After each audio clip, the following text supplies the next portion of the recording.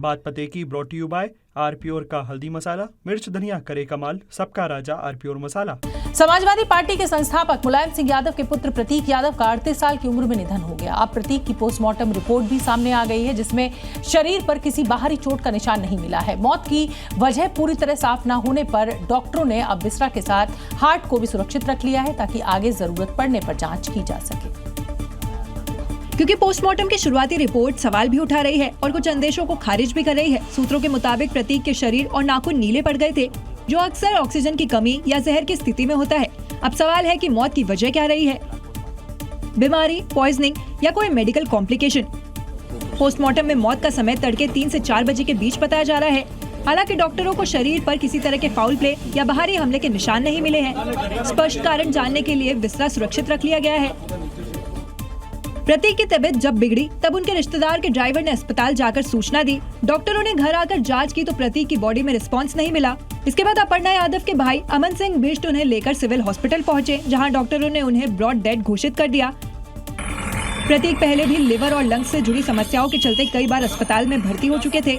अब बिस्रा रिपोर्ट का इंतजार है ताकि मौत की असली वजह साफ हो सके।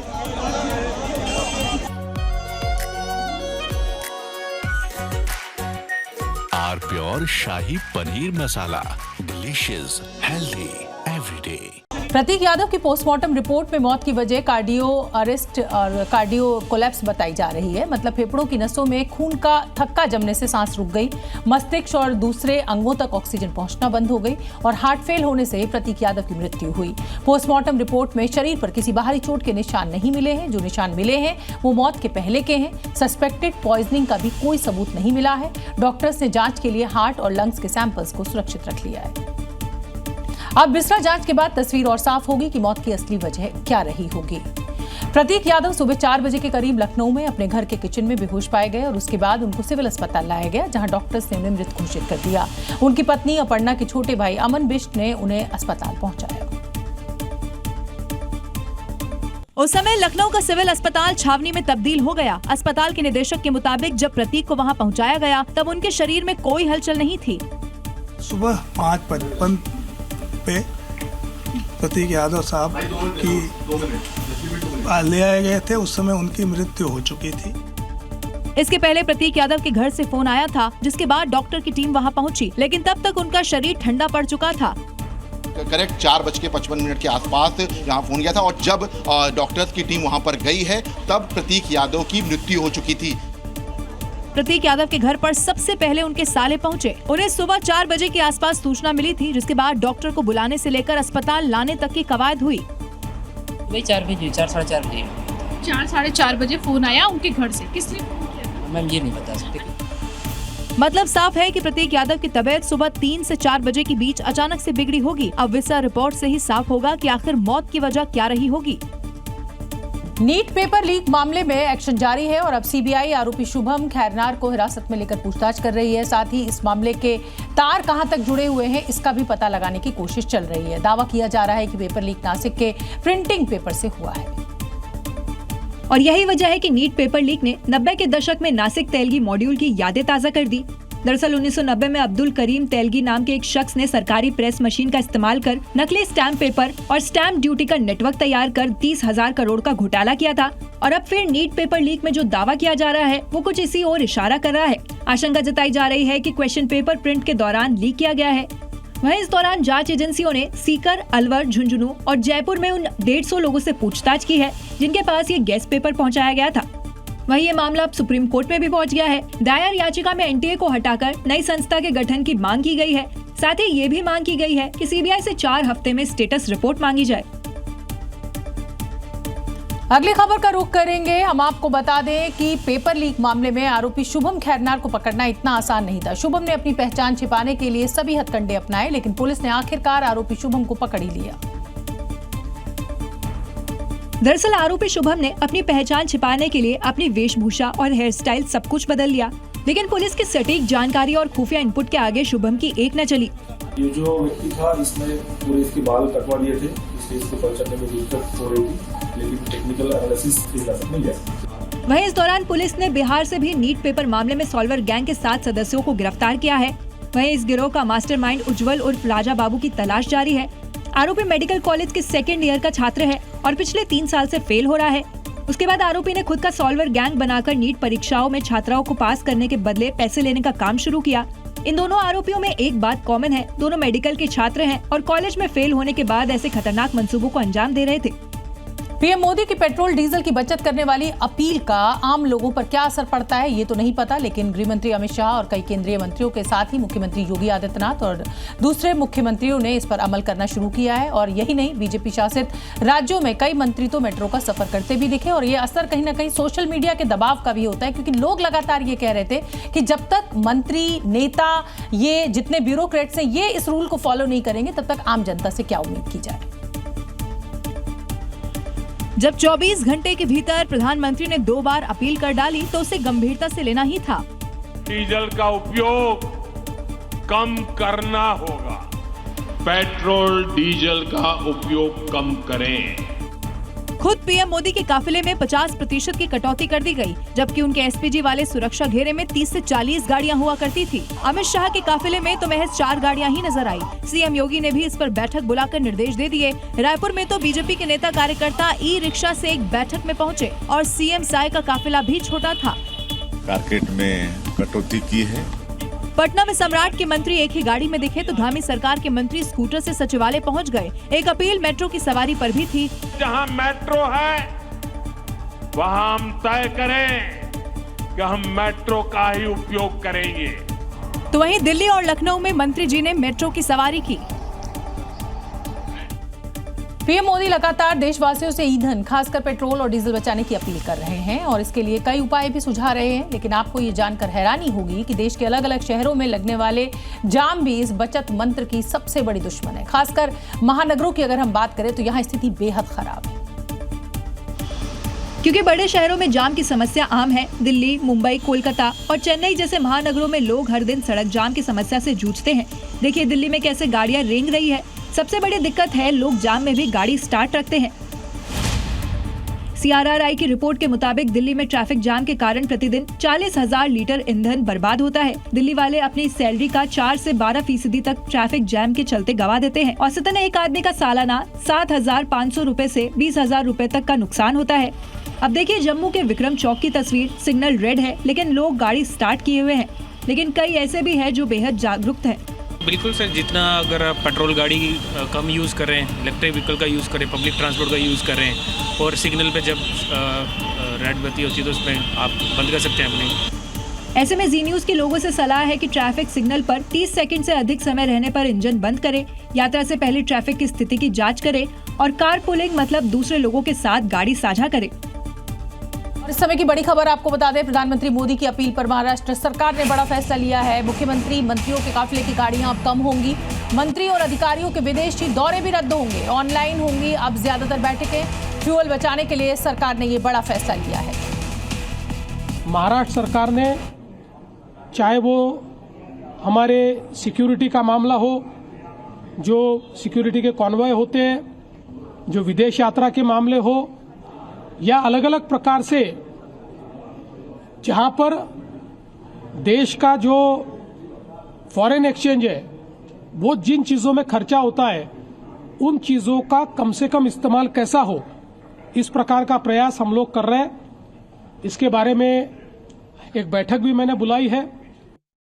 उत्तराखंड में SIR की प्रक्रिया शुरू होते ही एक और जहां सियासत तेज हो गई है तो वहीं मस्जिद और मदरसों में भी हलचल बढ़ गई है और इसका कारण एक पोस्टर है जो देहरादून समेत कई मस्जिदों में चिपकाया गया है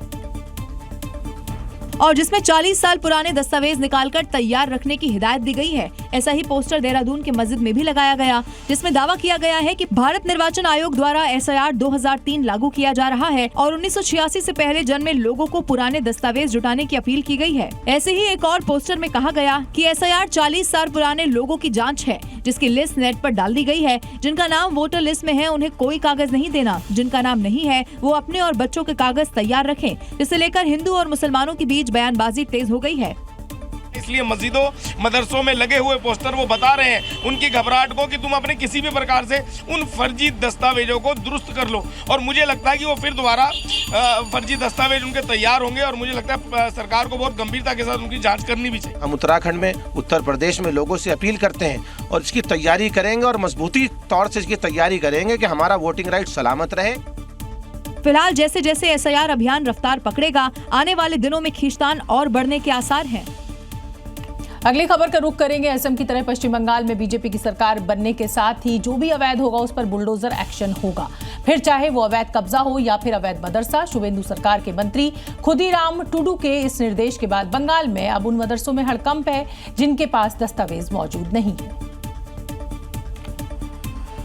जिसके कयास तो उसी वक्त से लगने शुरू हो गए थे जब हेमंता के पोस्ट को शुभेंदु ने रीपोस्ट किया था। हेमंता के इस कैप्शन का इशारा साफ था, पहला घुसपैठिया, दूसरा अवैध मदरसा, तीसरा अवैध कब्जा, चौथा कट्टरपंथी गैंग, पांचवा उपद्रवी और बमबाज, जिस पर शुभेंदु के मंत्री ने भी मुहर लगा दी। অবৈধ মাদ্রাসা আমি বন্ধ করব এবং মাদ্রাসাতে যদি কোনো খারাপ কোনো যে বিষয়গুলো অর্থনীতি হয়ে থাকে সেগুলো তদন্ত করে দোষীদেরকে অবিলম্বে। निर्देश जारी होते ही हड़कंप मच गया। मदरसों ने अपने दस्तावेज उलटने पलटने शुरू कर दिए, जिन्हें कभी बिना दस्तावेज ही सरकारी खैरात रिलीज हो जाता था। बंद न करके जैसे कि रजिस्टर्ड मदरसा जैसा होता है, इन लोगों को, इन सबको भी रजिस्टर्ड किया जा सके। मुख्यमंत्री नहीं बोला। दूसरी तरफ अपनी पहली ही कैबिनेट में शुभेंदु की तरह हेमंता ने भी बड़ा फैसला कर लिया। हेमंता कैबिनेट ने यूसीसी विधेयक के ड्राफ्ट को मंजूरी दे दी। पश्चिम बंगाल के मुख्यमंत्री शुभेंदु अधिकारी के पीए चंद्रनाथ रथ की हत्या के पीछे की वजह क्या थी, ये गुत्थी तो अभी तक सुलझी नहीं है, लेकिन इस मामले में अब सीबीआई की एंट्री होते एक बड़ा खुलासा हुआ है। सीबीआई के मुताबिक ये सुपारी किलिंग थी जिस पर 1 करोड़ से ज्यादा रुपए खर्च किए गए हैं। इस थ्योरी के पीछे है इस केस में सीबीआई को मिली अभी तक की फाइंडिंग्स, जो उसने क्राइम सीन का दौरा कर और डिटेल स्टडी में जुटाए हैं। बीते दिन सीबीआई की एक भारी भरकम टीम ने फॉरेंसिक एक्सपर्ट्स के साथ उत्तर 24 परगना के दौलत ताला स्थित घटनास्थल पर पहुंची थी। टीम ने उस पूरे इलाके की घेराबंदी कर सूक्ष्म क्षमता से साक्ष्य जुटाए हैं। सीबीआई के मुताबिक चंद्रनाथ रथ की हत्या में कम से कम 1 करोड़ रुपए खर्च हुए हैं। हत्या में इस्तेमाल ग्लॉक पिस्टल की कीमत करीब 10 लाख होती है। शार्प शूटरों को एडवांस में करीब 40 लाख रुपए देने की बात सामने आई है। इलाके की रेकी कराने में खर्च किए गए हैं और हत्या में इस्तेमाल 2 कार और 2 बाइक खरीदने में भी 8 से 10 लाख खर्च किए गए होंगे। इस मामले में यूपी और बिहार से 3 आरोपियों मयंक राज मिश्रा, विक्की मौर्य और राज सिंह को गिरफ्तार किया जा चुका है, जो बार बार अपने बयान बदल रहे हैं, जिसे जांच पल पल नया मोड़ ले रही है।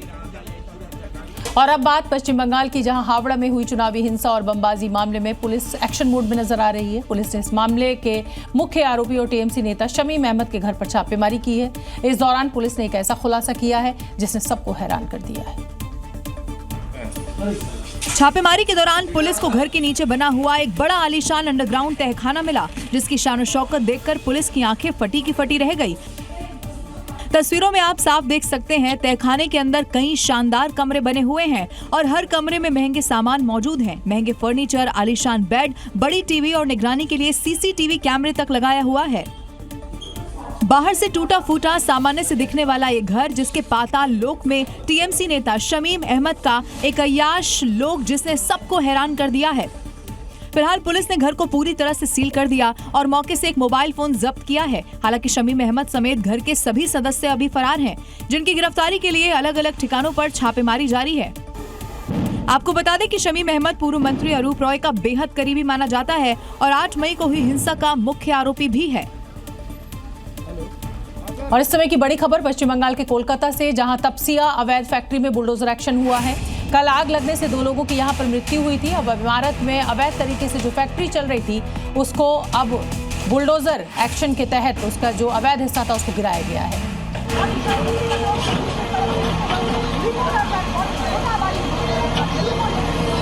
तो देखिए, तपसिया फैक्ट्री पर यह बुलडोजर एक्शन हो रहा है। कल आग लगने से यहां पर 2 लोगों की मौत हुई थी। महाराष्ट्र के नासिक में टीसीएस धर्मांतरण मामले में कार्रवाई तेज हो गई है। प्रशासन ने छत्रपति संभाजीनगर में बड़ी कार्रवाई की है और धर्मांतरण मामले की मुख्य आरोपी निदा खान की गिरफ्तारी के बाद उसे पनाह देने वाले एआईएमआईएम के पार्षद अब्दुल मतीन पटेल के खिलाफ बुलडोजर एक्शन किया है। और उसके घर और ऑफिस को जमींदोज कर दिया गया। आज सुबह छत्रपति संभाजी नगर में एक के बाद एक कई बुलडोजर पहुंचे और पहले अब्दुल मतीन पटेल के घर को ध्वस्त किया, फिर उसके ऑफिस को भी गिरा दिया गया और इस दौरान पूरे इलाके में अफरा तफरी मच गई। बुलडोजर एक्शन के दौरान लोगों की भीड़ जमा हो गई। हालांकि हालात को काबू करने के लिए प्रशासन ने पहले से ही भारी सुरक्षा बलों की तैनाती कर दी थी। बता दें कि अब्दुल मतीन पटेल पर आरोप है कि उसने निदा खान को नारेगांव स्थित कोसर पार्क इलाके में अपने घर में पनाह दी थी, जिसे लेकर AIMIM पार्षद के खिलाफ FIR दर्ज की गई है। निदा खान की गिरफ्तारी के बाद पुलिस ने मतीन पटेल को भी हिरासत में लिया था और उनसे पूछताछ की थी। हालांकि नगर निगम के मुताबिक AIMIM पार्षद का घर और ऑफिस अवैध तरीके से बनाया गया था, जिसे लेकर 3 दिन पहले ही नोटिस भेजा गया था। बुलडोजर एक्शन को लेकर राजनीतिक बयानबाजी भी तेज हो गई है। AIMIM नेताओं ने इसे राजनीतिक दबाव में की गई कार्रवाई बताया है। उत्तर प्रदेश के हापुड़ में उस समय बवाल मच गया जब अवैध कब्जे के खिलाफ इलाके में बुलडोजर एक्शन शुरू हुआ। इलाके में भारी संख्या में पुलिस फोर्स को तैनात किया गया और इस दौरान एक पार्टी के कार्यकर्ताओं ने जमकर हंगामा भी किया। इस बीच पुलिस और स्थानीय नेताओं के बीच जमकर कहासुनी हो गई।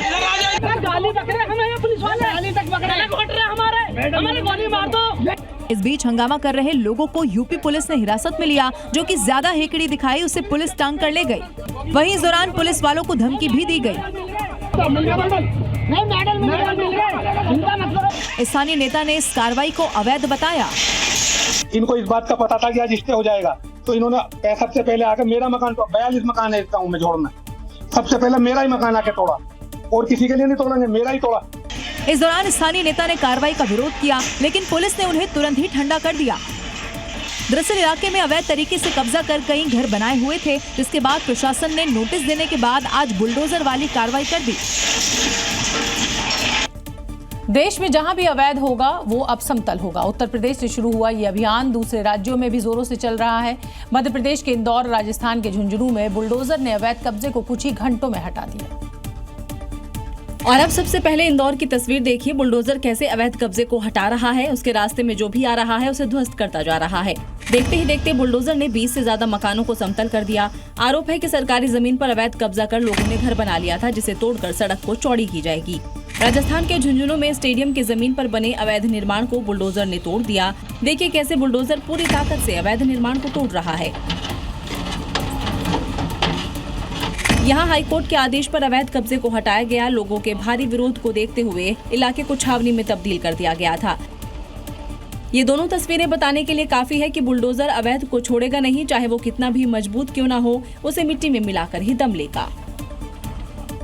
अपराध के खिलाफ उत्तराखंड पुलिस का ऑपरेशन प्रहार जारी है और इसी कड़ी में दून पुलिस ने एक अपराधी को कड़ा सबक सिखाया और उसे न केवल गिरफ्तार किया बल्कि ढोल नगाड़ा बजाकर सड़क पर उसका जुलूस भी निकाला और फिर उसे 6 महीने के लिए तड़ीपार कर दिया। ये तस्वीरें अपराध के खिलाफ धामी फोर्स के उसी ऑपरेशन प्रहार की गवाही दे रही हैं। बता दें कि आरोपी का नाम संदीप उर्फ संजू है, जो आदतन अपराधी बताया जा रहा है और जिसके खिलाफ अलग अलग थानों में आर्म्स एक्ट में 12 से ज्यादा केस दर्ज है। पुलिस ने आरोपी को पकड़ा और गुंडा अधिनियम के तहत ढोल नगाड़े बजाकर उसे 6 महीने के लिए तड़ीपार कर दिया। आप धारा 3 में पारित आदेश का उल्लंघन करते हैं तो आप कथित कारावास से जो 3 वर्ष तक का हो सकता है, किंतु 6 माह से कम नहीं होगा। इस मुनादी के साथ पुलिस ने आरोपी को सहारनपुर बॉर्डर पर ले जाकर सीमा से बाहर कर दिया और 6 महीने तक वापस न आने की सख्त हिदायत दी। बता दें कि सीएम धामी ने अपराधियों के खिलाफ सख्त एक्शन का संकल्प लिया है। भूमि पूरी तरह से साफ होनी चाहिए, स्वच्छ होनी चाहिए और अपराध मुक्त होनी चाहिए, हमारा संकल्प है। और इसी संकल्प को पूरा करने के लिए धामी फोर्स अपराधियों पर कड़ा प्रहार कर रही है। उत्तराखंड के ऊधम सिंह नगर में चाउमीन खाने के बाद पैसे को लेकर शुरू हुआ विवाद फायरिंग तक पहुंच गया और इसके बाद पुलिस ने आरोपियों को सबक सिखाते हुए उसी जगह उनका जुलूस निकाला जहां उन्होंने फायरिंग की थी। ये 2 तस्वीर इस बात की गवाही दे रही हैं कि अब उत्तराखंड में आरोपी को ऑन द स्पॉट सबक सिखाया जाएगा। दरअसल आरोपियों ने एक दुकान पर चाउमीन खाने के बाद पैसे नहीं दिए। जब दुकानदार ने इसका विरोध किया तो उसे धमकी देकर वहां से चले गए। 1.5 घंटे के बाद आरोपी वहां पहुंचे और रोड के दूसरी तरफ खड़े हो गए और उस दुकान पर ताबड़तोड़ पत्थर फेंकने लगे। थोड़ी देर के बाद वो इधर उधर देखते हैं और फिर एक बार फिर से पत्थर फेंकना शुरू कर देते हैं। वहीं इस दौरान फायरिंग का भी आरोप लगा। 3 लड़कों ने उनके साथ चाउमीन के पैसे देने से विवाद कर लिया और विवाद के दौरान उनमें से एक ने फायरिंग की है। इसमें 3 लड़कों का नाम सामने आ रहा है। जिसके बाद पुलिस ने आरोपी को सबक सिखाते हुए उसी जगह पर उनका जुलूस निकाला जहां पर उन्होंने अपराध किया था। गोली चलेगी?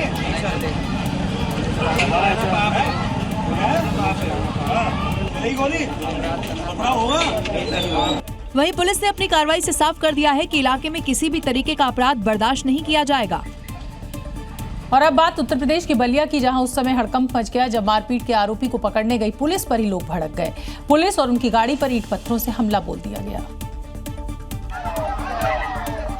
जिससे पूरे इलाके में अफरा तफरी मच गई। इस दौरान ग्रामीणों ने पुलिस पर पत्थर फेंके, उन्हें दौड़ाया और उनके साथ जमकर बहसबाजी की। मामला बलिया के चितबाड़ा गांव इलाके का है, जहां पुलिस को सूचना मिली थी कि 2 युवकों में मारपीट हो गई, जिसमें गांव वालों ने आरोपी को पकड़ लिया है। और अब मौके पर पहुंची पुलिस आरोपी को ले जाने लगी तो गुस्साई भीड़ ने पुलिस पर पथराव शुरू कर दिया और आरोपी को सौंपने की मांग करने लगे। मामला बिगड़ा देख कई थानों की पुलिस भी मौके पर पहुंच गई, जिसके बाद आक्रोशित ग्रामीणों ने पुलिस टीम को दौड़ाया और ईंट पत्थर फेंकना शुरू कर दिया। पथराव में 4 पुलिसकर्मी घायल हो गए, जबकि थाना चितबाड़ा गांव की पीआरबी गाड़ी का शीशा टूट गया। मामला बिगड़ता देख भारी पुलिस बल ने मोर्चा संभाला और लोगों को समझा बुझाकर हालात को काबू में किया। बिहार से 2 ऐसी दर्दनाक घटनाएं सामने आई हैं जिन्होंने हर किसी को झकझोर दिया है। कहीं नींबू तोड़ने के विवाद में मासूम की पीट कर हत्या कर दी गई, तो कहीं आम तोड़ने गए मासूम का 3 दिनों बाद शव मिला। जी हां, बिहार के नालंदा और पूर्णिया में आम और नींबू की कीमत मासूम की जान बन गई। नालंदा में पीट कर हत्या कर दी गई और पूर्णिया में आम तोड़ने गए बच्चे को मार डाला। देखिए, नालंदा में 12 साल का शुभम बच्चों के साथ घर के बाहर खेल रहा है। अचानक वो घर के अंदर लगे नींबू के पेड़ से नींबू तोड़ने चला गया, लेकिन एक नींबू तोड़ने की कीमत मालिक ने उसकी जान लेकर वसूली। आरोपी ने शुभम की बेरहमी से पिटाई कर दी, जिससे उसकी मौत हो गई। घटना के बाद गांव में तनाव का माहौल है। शांति बनाए रखने के लिए भारी संख्या में पुलिस बल तैनात कर दिए गए हैं। पूर्णिया में तो 6 साल का मासूम अपने दोस्त के साथ आम तोड़ने गया था, लेकिन वो वापस नहीं लौटा, जबकि उसका दोस्त घर आ गया। परिजन लगातार 3 दिनों तक उसकी तलाश करते रहे और फिर घर से कुछ ही दूर पर नहर किनारे उसका शव मिला। परिवार में मातम पसर गया और पुलिस मामले की जांच में जुट गई है। केंद्र सरकार ने गोल्ड और सिल्वर इंपोर्ट पर ड्यूटी बढ़ा दी है और इसके बाद सर्राफा बाजार में कीमतों में एक बड़ा उछाल देखने को मिला है। आज सर्राफा बाजार में सोना और चांदी दोनों की कीमतों में बड़ी बढ़ोतरी देखने को मिली, क्योंकि केंद्र सरकार ने गोल्ड इंपोर्ट पर लगने वाली ड्यूटी 6% से बढ़ाकर 15% कर दी है। सरकार के इस फैसले के बाद सर्राफा बाजार में सोने की कीमत करीब 9,000 रुपए बढ़ गई है। अब 10 ग्राम सोने का भाव करीब 1,60,000 रुपए तक पहुंच गया है। वहीं 14 कैरेट का 93,840, 18 कैरेट का 1,20,308, 22 कैरेट का 1,46,936, 24 कैरेट का 1,60,411। सरकार ने सोने पर 10% बेसिक कस्टम ड्यूटी और 5% AIDC यानी agriculture infrastructure and development tax लगाया है, जिसके बाद टैक्स 15% हो गया है। अब बैंकों को सोना इंपोर्ट करते ही 3% IGST भी चुकाना होगा, जिससे बैंकों का बड़ा पैसा एडवांस टैक्स के रूप में फंसने लगा है। इसी वजह से कई बैंकों ने फिलहाल सोने के आयात पर रोक लगा दी है। सरकार का मानना है कि सोने का इंपोर्ट कम होने से विदेशी मुद्रा पर दबाव घटेगा, लेकिन दूसरी तरफ महंगे सोने का असर ज्वेलरी कारोबार और आम ग्राहकों की जेब पर भारी पड़ेगा। उत्तर प्रदेश में भ्रष्टाचार और सरकारी धन के दुरुपयोग को लेकर लगातार बड़ी कार्रवाई देखने को मिल रही है। आजमगढ़ से लेकर हापुड़ और कानपुर तक रिश्वतखोर और जमीन घोटाला करने वालों पर प्रशासन अब कड़ा एक्शन ले रही है। कहीं वेतन घोटाला तो कहीं रिश्वत लेते रंगे हाथों धरा गया सहायक चकबंदी अधिकारी। 0 टॉलरेंस नीति के तहत जमीन घोटाले पर भी बड़ा एक्शन लिया गया। पहला मामला सरकारी धन के दुरुपयोग का है, जहां जिला समाज कल्याण अधिकारी को गिरफ्तार कर जेल भेज दिया गया। आरोप है कि 10 अवैध रूप से नियुक्त शिक्षकों को करीब 52 लाख रुपए से ज्यादा का वेतन जारी किया गया। उधर हापुड़ में योगी सरकार की 0 टॉलरेंस नीति का असर देखने को मिला। एंटी करप्शन टीम ने सहायक चकबंदी अधिकारी को 40,000 रुपए की रिश्वत लेते हुए रंगे हाथ गिरफ्तार कर लिया। आरोप है कि जमीन से जुड़े काम के बदले 2 लाख रुपए की मांग की थी। और कानपुर देहात में करीब 400 करोड़ रुपए की जमीन घोटाले का खुलासा हुआ है। थर्मल पावर प्लांट लगाने के नाम पर सरकारी और किसानों की जमीन बैंकों में गिरवी रखकर करीब 1500 करोड़ रुपए का लोन लिया गया था, लेकिन सीएम योगी तो पहले ही कह चुके हैं, नियत साफ हो, नीति स्पष्ट हो, तो भ्रष्टाचार रूपी दानों को नियंत्रित किया जा सकता है। और यूपी पुलिस ने अब इन दानवों पर कंट्रोल पा लिया है। उत्तर प्रदेश पर्यटन विभाग के उपनिदेशक कल्याण सिंह यादव का एक वीडियो सोशल मीडिया पर खूब वायरल हो रहा है। आरोप है कि वो वीडियो में रिश्वत लेते हुए दिखाई दे रहे हैं और इसके बाद अब उन्हें सस्पेंड कर दिया गया है। अब वीडियो को देखिए जिसमें ये अधिकारी कल्याण सिंह यादव अपने कार्यकाल में 500-500 रुपए के नोटों की गड्डियां गिनते और दराज में रखते दिख रहे हैं। वायरल वीडियो में एक व्यक्ति फाइल या रिपोर्ट पास कराने की गुजारिश कर रहा है। अधिकारी कहते सुनाई देते हैं, आज अमित नहीं आया है, कल लगवा देंगे। नहीं, मैं इसको लगा दूंगा यार, अमित नहीं तो आज लगा देते हैं, कह देते हैं, करते। ये सब एक साधारण रिपोर्ट आगे बढ़ाने के बदले रिश्वत लेने का मामला बताया जा रहा है। वीडियो को देखकर लग रहा है कि उसे कार्यालय के अंदर के बड़ी चालाकी से रिकॉर्ड किया गया है। उत्तर प्रदेश में भ्रष्टाचार पर जीरो टॉलरेंस है। अभी आरोपों की जांच हो रही है। अगर आरोप सही साबित हुए तो सेवा नियमों के तहत कड़ी कार्रवाई हो सकती है, जिसमें बर्खास्तगी भी शामिल है। मध्य प्रदेश के रायगढ़ में पुलिस ने आईपीएल मैचेस की आड़ में चल रहे क्रिकेट सट्टा और हवाला नेटवर्क का बड़ा खुलासा किया है। मध्य प्रदेश की साइबर सेल और कई थानों की पुलिस की संयुक्त टीम ने लंबे समय से सक्रिय सिंडिकेट के 3 मुख्य आरोपियों को गिरफ्तार किया है। वहीं इस दौरान पुलिस की कार्रवाई में 1,02,81,300 नकद नोट गिनने की मशीन, 4 मोबाइल फोन और लेन देन से जुड़े अहम डिजिटल साक्ष्य भी मिले। जांच में सामने आया कि सट्टे से कमाई गई ब्लैक मनी को हवाला नेटवर्क के जरिए वाइट किया जा रहा था। आरोपी रायगढ़, बिलासपुर से लेकर दिल्ली तक फैले नेटवर्क के जरिए ऑनलाइन क्रिकेट सट्टा का संचालन कर रहे थे। सट्टे की रकम को पेट्रोल पंप, मेडिकल स्टोर के जरिए कैश में बदलकर हवाला के जरिए आगे ट्रांसफर किया जाता था। क्रिकेट सट्टा हमारे रायगढ़ और इसके आसपास के जो भी कस्बे हैं, जहाँ पर समाज की जड़ों को खोखला कर रहे हैं, लोग खून की तरह समाज को खोखला कर रहे हैं, हमारी पूरी युवा पीढ़ी को बर्बाद कर रहे हैं। वहीं इस मामले में आने वाले दिनों में और भी बड़े खुलासे हो सकते हैं। उत्तर प्रदेश में मौसम ने अचानक ऐसी करवट बदली कि कई जिलों में अफरा तफरी मच गई। कहीं तेज आंधी में पेड़ उखड़ गए तो कहीं टिन शेड उखड़ गए। पेड़ गिरने से वाहन क्षतिग्रस्त हो गए। धूल भरी आंधी ने तो कुछ जगहों पर मॉल के शीशे तक चकनाचूर कर दिए। उखड़े पेड़, धूल भरी आंधी, बारिश और ओले ने भयंकर तबाही मचाई। यूपी में मौसम ने हर जगह ऐसा रूप बदला कि हर कोई हैरान रह गया। उन्नाव में धूल भरी आंधी ने भारी भरकम पेड़ उखाड़ दिया जो कार पर जा गिरा और कार पूरी तरह क्षतिग्रस्त हो गई। हालांकि कोई जनहानि नहीं हुई। वहीं उन्नाव के ही कई इलाकों में बारिश और ओले भी गिरे। सीतापुर में भी धूल भरी तेज आंधी ने पूरा माहौल बदल दिया। काले बादल छा गए। पेड़ गिरने से कार और बाइक क्षतिग्रस्त हो गई। एक शॉपिंग मॉल के शीशे तक टूट गए और अंदर रखे कपड़े तेज हवा में उड़कर छतों तक पहुंच गए। कुछ ऐसा ही हाल बारिश और ओलों ने शाहजहांपुर में किया। जबरदस्त तूफान में तबाही मचाई। जबरदस्त तूफान ने भारी भरकम पेड़ों को उखाड़ दिया। वहीं कानपुर में हल्की बारिश और बदलते मौसम ने लोगों को गर्मी से कुछ राहत जरूर दी। यानी मौसम का बदलता मिजाज एक तरफ राहत दे रहा है तो दूसरी तरफ तबाही ज्यादा मचा रहा है। खाली सड़क और हाई स्पीड यानी रफ्तार थ्रिल तो देती है लेकिन जान भी खूब ले लेती है। जानते सभी हैं लेकिन मानता कोई नहीं है। वरना पंजाब के अबोहार में हुआ भीषण सड़क हादसा जो है वो उसको अवॉइड किया जा सकता था, जिसने कई लोगों की जान ले ली। हादसे की तस्वीर इतनी भयानक है कि उसे देखकर रोंगटे खड़े हो जाते हैं। दोपहर के करीब 2:25 हो रहे होते हैं। एक ई रिक्शा सड़क पर जाता नजर आता है। ई रिक्शा अपने लेन में है, रफ्तार भी सामान्य है। वो जैसे ही टी पॉइंट को पार करके आगे बढ़ता है, दूसरी तरफ से एक गाड़ी साक्षात मौत की तरह प्रकट हो जाती है। सामने से आते ई रिक्शा को देख ड्राइवर गाड़ी में ब्रेक तो लगाता है, लेकिन उसी वक्त उसका एक टायर एक गड्ढे में चला जाता है। अब रफ्तार इतनी तेज थी, ऊपर से अचानक से लगा झटका, वाहन पूरी तरह से अनियंत्रित होते हुए सीधे ई रिक्शा से टकरा जाता है। टक्कर लगते ही ई रिक्शा और गाड़ी दोनों के परखच्चे उड़ जाते हैं और ई रिक्शा में बैठे यात्री उछलकर सड़क पर गिर पड़ते हैं। इस भयानक हादसे में 3 लोगों की जान मौके पर ही चली गई, जबकि ई रिक्शा में बैठे बाकी लोग बुरी तरह से घायल हो गए। मध्य प्रदेश के अशोकनगर में सोशल मीडिया के जरिए दोस्ती, तंत्र मंत्र और ब्लैकमेलिंग करके पैसे उगाही करने का मामला सामने आया है। इन लोगों ने एक नाबालिग को पिछले 5 साल से अपने जाल में फंसाकर उससे करीब 1.5 करोड़ रुपए की ठगी की थी।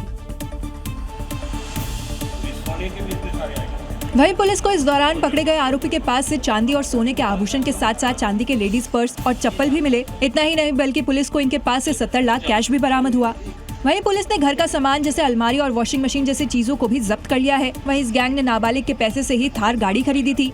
दरअसल इस गैंग का आरोपी तोमर ने इंस्टाग्राम के जरिए एक नाबालिग लड़की को अपने प्यार के जाल में फंसाया, फिर एक टैटू स्टूडियो में उसका अश्लील वीडियो बनाकर उसे ब्लैकमेल करने लगा। इसी बीच नाबालिग अपने दोस्त तांत्रिक के संपर्क में आई। वहीं तांत्रिक आरुषि उसे अपने जाल में फंसाकर अपने पति के साथ मिलकर फर्जी क्राइम ब्रांच और सीबीआई ऑफिसर बनकर उससे पैसे ऐंठने लगी, कभी 10 लाख तो कभी 25 लाख।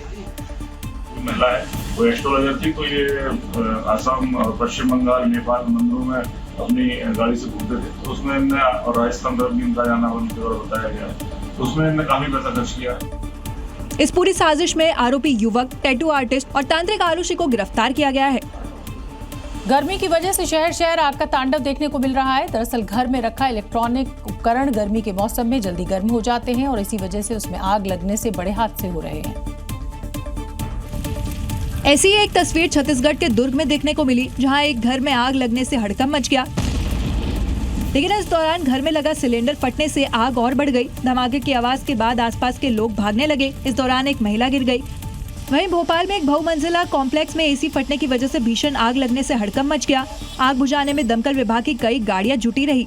दरअसल एसी में शॉर्ट सर्किट की वजह से आग ने कई घरों को अपनी चपेट में ले लिया। घटना की सूचना मिलते ही आसपास के लोग घरों और दुकानों से बाहर निकल आए। कड़ी मशक्कत के बाद आग पर काबू पाया गया। उत्तर प्रदेश के मिर्जापुर में पुलिस ने अवैध असला तस्करी के खिलाफ बड़ी कार्रवाई की है और एसओजी और सर्विलांस टीम के साथ मिलकर एक शातिर अपराधी को गिरफ्तार भी किया है।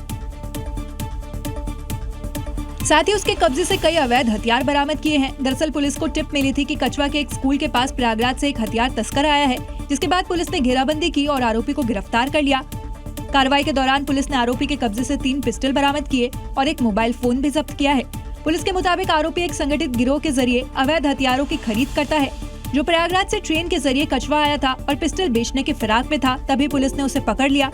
पुलिस ने आरोपी के खिलाफ आर्म्स एक्ट में केस दर्ज कर उसे कोर्ट में पेश किया, जहां से उसे जेल भेज दिया गया। फिलहाल पुलिस अवैध हथियारों की तस्करी वाले इस गैंग के बाकी सदस्यों की क्राइम कुंडली खंगालना शुरू कर चुकी है। देश के 2 राज्यों से सड़क हादसों के ऐसे वीडियो सामने आए हैं जो लापरवाही की खतरनाक तस्वीरें दिखा रहे हैं। हरियाणा में गलत साइड से आई बाइक सवार की वजह से बस हादसे का शिकार हो गई और महाराष्ट्र में तेज रफ्तार मिनी ट्रक पलट गया। जरा सी लापरवाही कितनी भारी पड़ सकती है। दोनों हादसों की ये तस्वीरें उसी की चेतावनी है। पहली घटना एक बिजी चौराहे की है, जहां गलत साइड से तेजी से आता है बाइक सवार, हादसे की वजह बना। देखिए, बाइक को बचाने के लिए बस ड्राइवर ने जैसे ही स्टीयरिंग घुमाया तो बस अनकंट्रोल होकर डिवाइडर से टकराकर दूसरी तरफ जाकर पलट गई। और ये दूसरा हादसा औरंगाबाद में हो गया। यहाँ भी तेज रफ्तार मिनी ट्रक अचानक संतुलन खो बैठा और देखते ही देखते सड़क किनारे पलट गया। लेकिन हैरानी की बात यह है कि पास से गुजर रहा एक शख्स हाथ में बोतल लिए बिल्कुल बेफिक्र चलता रहा, मानो कुछ हुआ ही न हो। इसलिए कहा जाता है कि सड़क पर तेज रफ्तार और जरा सी लापरवाही हादसे में बदल सकती है। तो ट्रैफिक नियमों का पालन करें और सुरक्षित यात्रा करें। तो ये थी खबरें 7 बजे की। कल फिर होगी बात बतेगी। नमस्कार।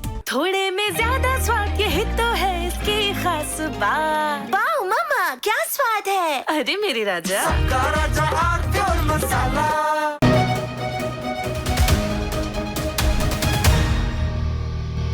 बात पते की ब्रॉट यू बाय आरप्योर का हल्दी मसाला। मिर्च धनिया करे कमाल, सबका राजा आरप्योर मसाला।